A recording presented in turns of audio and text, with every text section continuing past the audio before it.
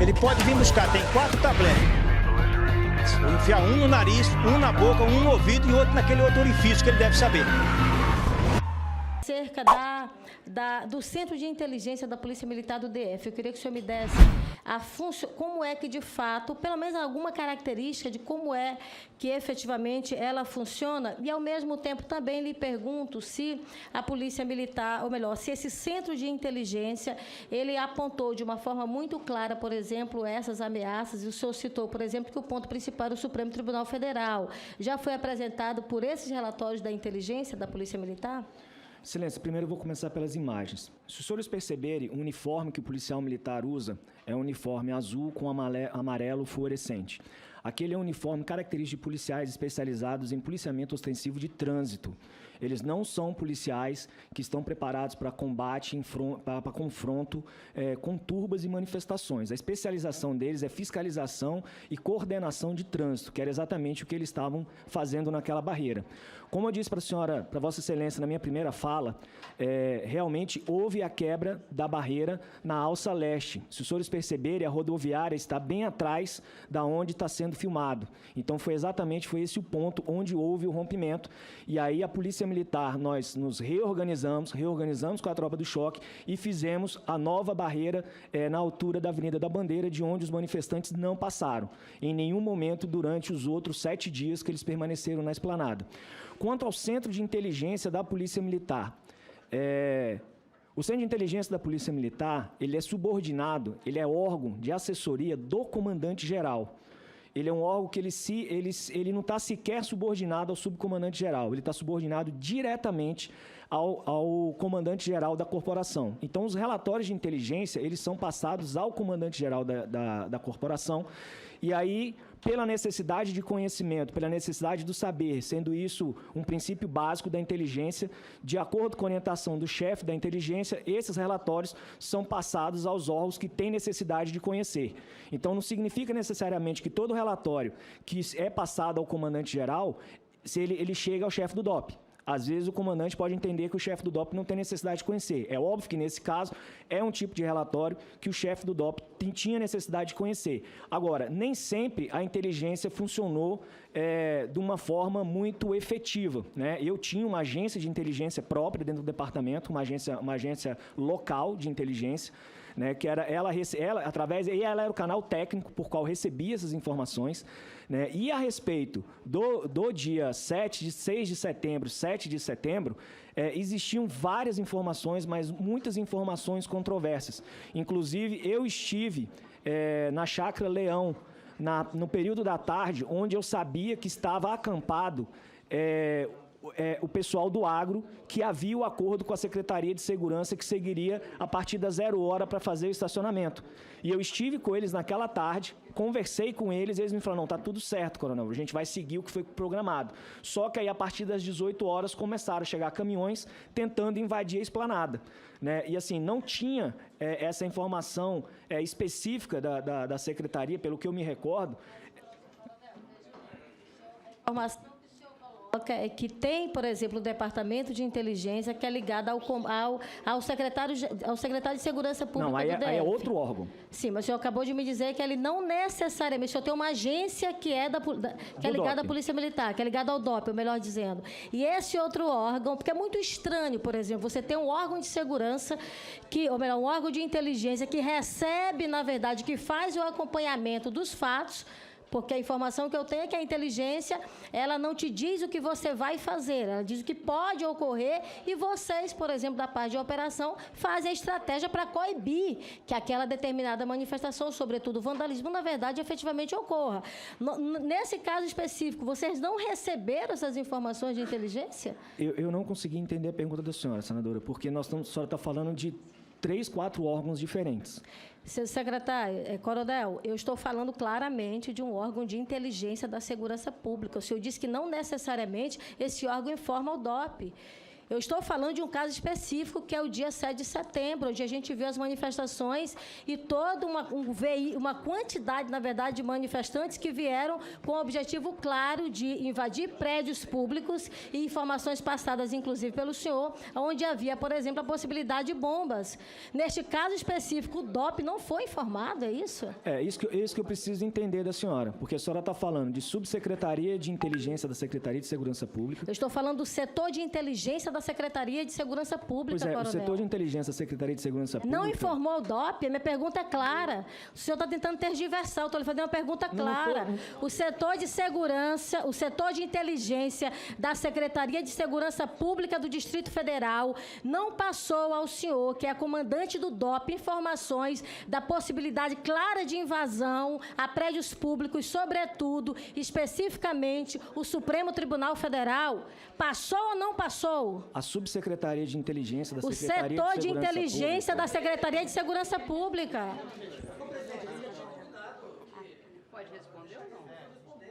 O setor de inteligência da Secretaria de Segurança Pública é a Subsecretaria de Inteligência de Segurança Pública, é a Subsecretaria de Inteligência. Esse é o órgão de inteligência da Secretaria. Esse órgão, ele fala com o Centro de Inteligência da Polícia Militar. E o Centro de Inteligência da Polícia Militar é que vai se reportar às agências locais. Eu, DOP, eu não tenho canal técnico com a Subsecretaria de Inteligência, por isso que eu estou falando com a senhora. A senhora está falando de 4 órgãos diferentes. E a senhora está falando de um sistema de inteligência que é hierarquizado. A agência local do DOP Mas eles não não fala... se comunicam, Coronel? A agência do DOP, a agência de inteligência do DOP, ela não fala com a Subsecretaria de Inteligência da Segurança Pública. A agência do DOP fala com a Centro de Inteligência da Polícia Militar. A inteligência da Polícia Militar, ela é toda coordenada e controlada pelo Centro de Inteligência, que é subordinada ao comandante-geral. Agora, a pergunta é essa, perfeito. Nós temos, eu não posso dizer para a senhora que a informação que chegou para mim foi da Subsecretaria de Inteligência, porque as informações, elas chegavam normalmente a respeito dentro dos grupos que nós tínhamos de inteligência da PM. Né? Então, assim, nesse dia, nós estamos falando aí de 3 anos atrás, eu não sei precisar para a senhora exatamente quais foram as informações que chegaram, né? Mas, com certeza, no dia 6, durante o dia, chegaram informações de grupos que tentariam, de alguma forma, fazer algum ato no dia 7 de setembro. E, assim, a gente vivia na Polícia Militar em alerta nessas manifestações, principalmente no ano de 2021, né, onde a gente tinha um clima muito acirrado entre o governo federal e o próprio STF. Então, eu vou fazer só para finalizar. O senhor não recorda se o senhor recebeu ou não a informação da possibilidade dessas invasões? Eu não recordo se eu recebi especificamente essas informações. E conhecereis a verdade, e a verdade vos libertará.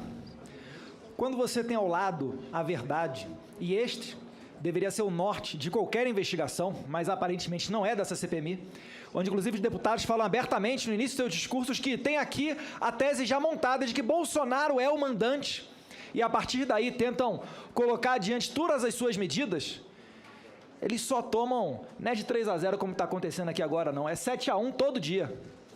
Vira chacota, vira meme na rede social, determinadas perguntas. O coronel, de férias, sai das suas férias para entrar em ação no 8 de janeiro.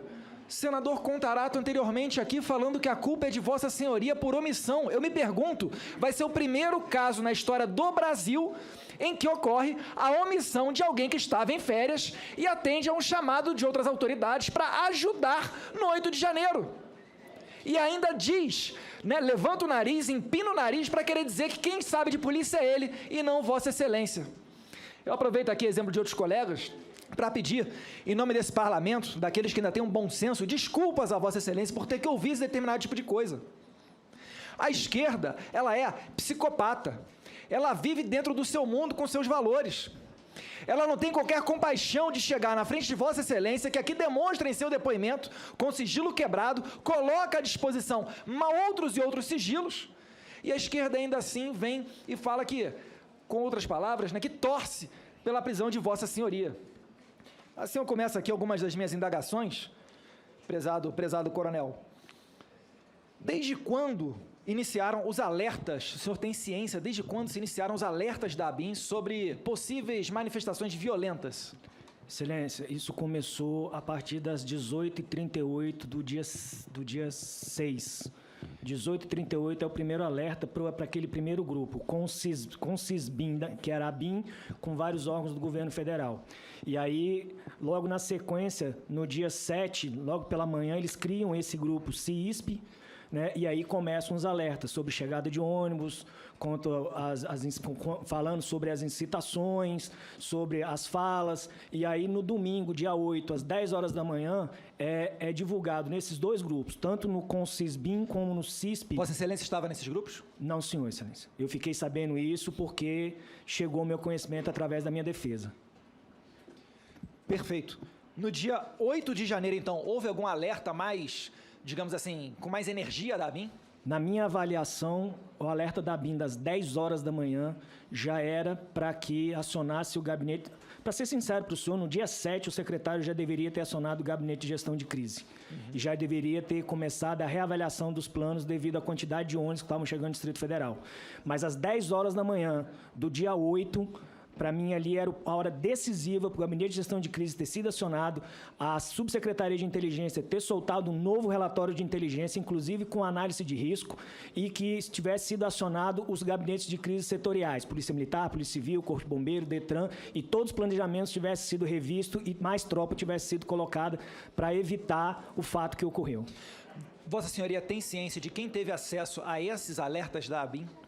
Pelo que eu consegui ver, dentro da segurança pública do Distrito Federal, teve ciência o Centro de Inteligência da Polícia Militar, através do Coronel Reginaldo, a Subsecretaria de Inteligência da Secretaria de Segurança Pública, estando desse órgão, todos os servidores, mais a Subsecretária Marília e o Coronel Jorge Henrique Pinto, e mais a inteligência local do Comando de Policiamento Regional Metropolitano 1, na pessoa do Tenente Júnior.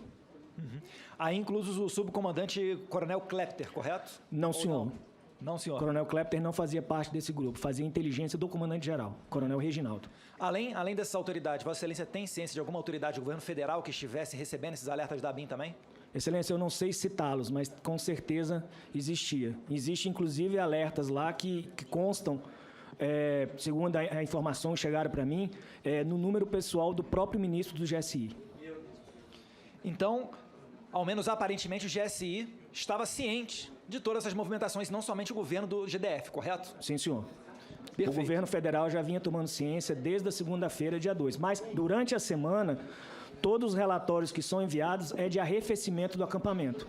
E aí, curiosamente, na sexta para o sábado, né, os senhores vão ver lá nos relatórios, da sexta para o sábado o cenário muda completamente. Perfeito. Eu tenho uma entrevista aqui do Poder 360, de 23 de abril, em que diz aqui que Ricardo Capelli, que é o braço direito de Flávio Dino, né? Se não fosse, não teria sido nomeado interventor aqui do DF, e tampouco, né, o substituto do GSI, vale lembrar, sem qualquer tipo de experiência na área de segurança pública. Ele fala mais ou menos o seguinte aqui: Capelli comparou o GSI a um automóvel para culpar o governo anterior, abre aspas. Se o GSI não funcionou adequadamente, a responsabilidade é de quem dirigiu esse automóvel durante 4 anos. Entregou ele avariado e entregou ele para o general Gonçalves Dias, que dirigiu ele por apenas 6 dias. De quem é a responsabilidade pelo carro ter pifado no dia 8 de janeiro? Eu pergunto a Vossa Excelência, enquanto militar, Vossa Excelência já foi escusado de alguma atribuição por ter assumido há pouco tempo aquele posto? Não, senhor.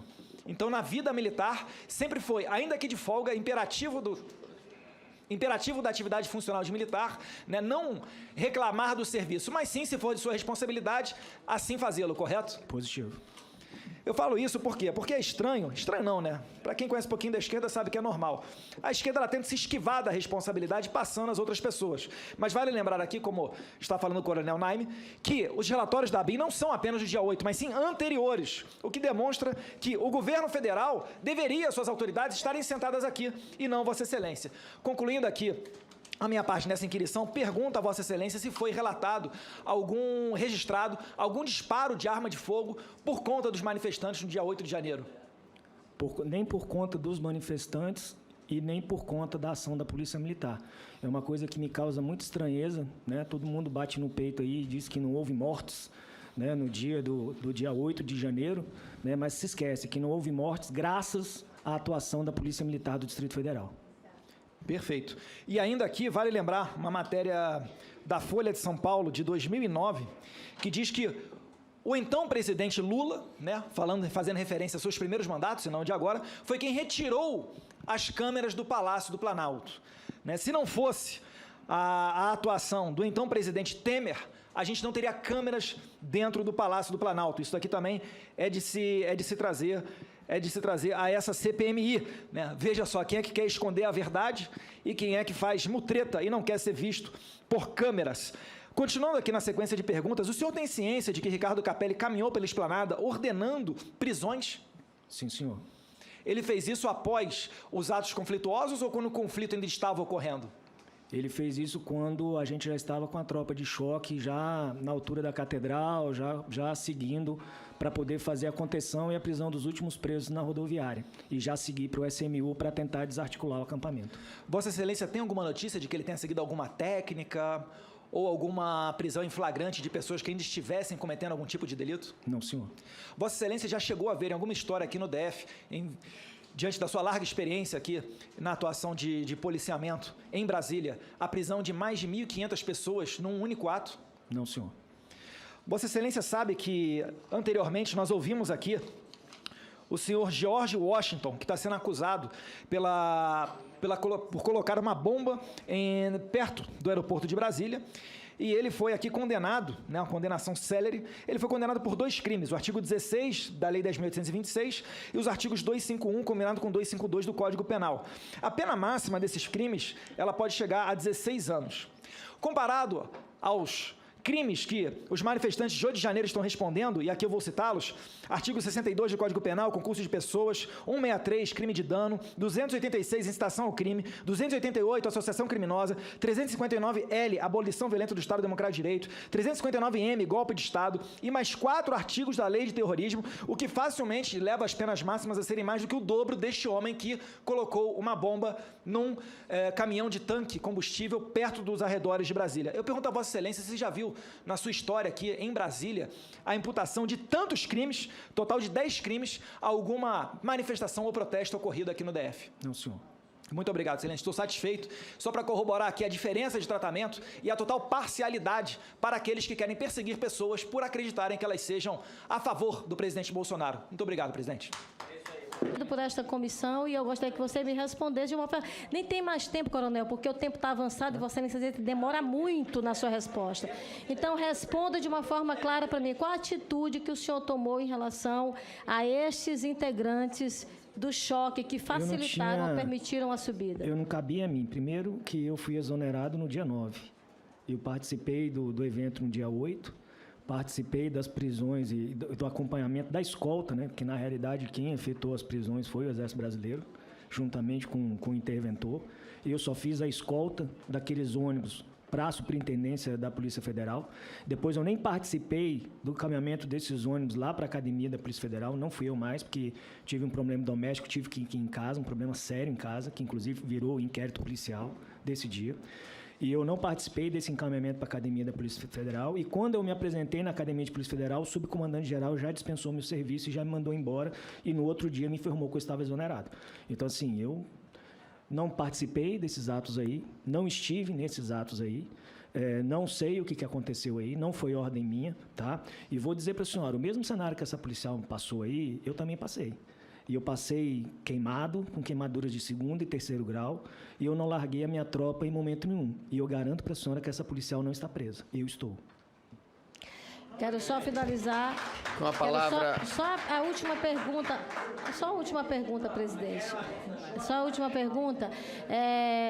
O senhor confirma que hoje há um procedimento em nível de Ministério Público que faz o acompanhamento acerca de uma possível fuga sua? Só se meus advogados sabem disso, porque eu não sei. Essa questão da fuga ela já foi mais que batida e rebatida, né? Essa pretensa fuga minha para a Bahia, quem mora em Brasília normalmente foge para a praia, é o normal do cidadão brasiliense. Eu estava de férias com a minha família, né? E a minha fuga era para o Clube dos Oficiais da Polícia Militar do Distrito Federal, na Bahia. E a reserva eu fiz com o presidente do clube, que era da Corregedoria. E eu estaria no clube acompanhado de vários outros oficiais que passavam férias lá. Então, assim, eu tento entender que fuga é essa. Não, mas só para E deixar outra, claro... esse argumento é minha vez, não, mas esse senadora, de argumento falar? não é meu, esse argumento é do Ministério Público. Sim, eu estou tentando esclarecer. Pela ordem, só esclarecer, excelência. Não, eu queria falar para o advogado para falar com o seu cliente. Por favor, ele fala comigo. Esse é o procedimento, presidente. O rito é esse. O advogado fala com o seu cliente, deixa ele esclarecer, ele está tentando esclarecer, senador. E esse ponto, inclusive pelo próprio Ministério Público, foi afirmado a última vez que eu vi que esse ponto já está superado. Esse ponto já foi superado, né? Esse ponto aí traz um conflito pessoal meu com a minha ex-esposa de muitos anos, né? Na qual ela, vou repetir, ela usa uma lei extremamente importante para o nosso país, que é a Maria da Penha, que salva vidas. Ela usa de forma ilegal, de forma a querer me acusar, a criar situações. Isso já trouxe reflexos inúmeros na minha carreira. Eu fiquei 1 ano e meio afastado de função, fiquei sem porte de arma por acusações dela de estupro da minha filha, por acusações de violência doméstica que ela nunca comprovou, que inclusive esses processos demonstraram a denunciação caluniosa dela. E ela não aceita a separação. Presidente, se os senhores pegarem... Não é o tema, presidente, desse debate. Eu acho que a está fuga. muito claro. Não há muito claro. Foi a senhora que perguntou da fuga? vídeo, nada a ver. Presidente, ela A senhora não perguntou da fuga? Presidente, Eu estou respondendo sobre a Vamos fuga. ouvir aqui. A relatora perguntou. O coronel está com a palavra.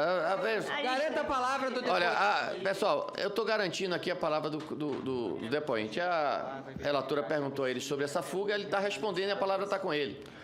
E aí, se os senhores está autorizado por mim hoje, se a Polícia Federal não fez a quebra das conversas dela, está autorizado por mim. Os senhores vão ver que ela insistentemente envia no meu celular, mesmo sabendo que eu estou casado, e eu estou falando aqui hoje porque minha esposa tem ciência e minha própria esposa viu essas mensagens, ela envia insistentemente vídeos pornográficos dela, envia nudes, uma série de coisas dentro do meu celular, tentando reativar esse relacionamento que não tem o menor cabimento. E a gente aqui do outro lado, por conta dos meus filhos, para tentar minimamente um relacionamento que eu não tenho meus filhos privados, que ela saiu de Brasília por 2 anos com meus filhos e privaram o meu convívio com meus filhos por 2 anos, a gente tenta ter com ela um relacionamento mínimo para que não atrapalhe a minha convivência com os meus filhos com ela. Então, esse é o enredo da fuga. obrigada, presidente. Vamos passar agora...